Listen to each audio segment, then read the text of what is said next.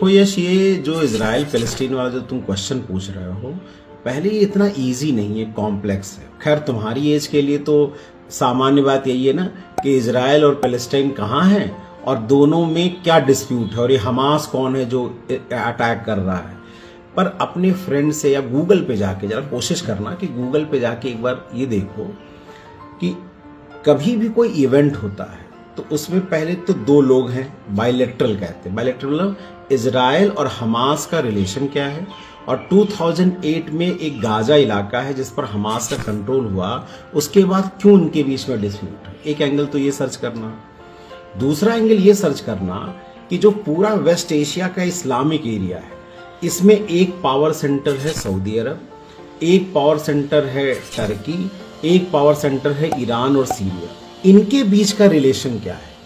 Turkey क्या है? तुर्की मुस्लिम है, वो एक अलग ट्राइबल समूह है। ईरान और सीरिया शिया मुस्लिम है, उनका अलग एक ग्रुप है। और सऊदी अरब और यूएई ये क्या है? दोनों सुन्नियों के नेता हैं। और इनका इजराइल से रिलेशन क्या है तो तुमको समझ में आएगा। सर्च करना, समय मिले तो अपनी क्लास के बाद समय मिले तो सर्च करना।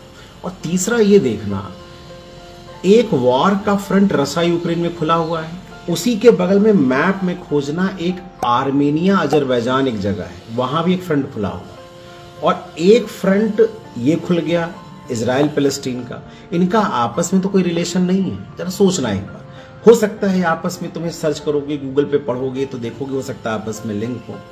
और फिर ये सोचना कि इससे चाइना को क्या फायदा हो। कहीं ऐसा तो नहीं कि वेस्ट जो है, पूरा वेस्ट का मतलब होता है यूएसए और यूरोपियन कंट्री, रशिया यूक्रेन में पहले फंसे हुए हैं, इजराइल के साथ फंस जाए, उसी बीच में चाइना वाले ताइवान पे अटैक कर दें। हो सकता है इसी बीच में इंडिया पाकिस्तान के बीच में वॉर खुल जाए। तो ये जो दो नए फ्रंट खुल सकते हैं, कौन कौन से? रशिया यूक्रेन के अलावा, अजरबैजान आर्मेनिया के अलावा, इजराइल पैलेस्टाइन के अलावा, ये जो दो नए फ्रंट बता रहे हैं, China Taiwan, India Pakistan Kashmir पे, ये नए वर्ल्ड ऑर्डर को, नए सिस्टम को क्रिएट कर सकता है। और ये सिस्टम तुम्हारी, क्योंकि देखो हमारी तो एज हो रही है, अब तुमको बिजनेस करना है, तुमको नई चीजें करनी है।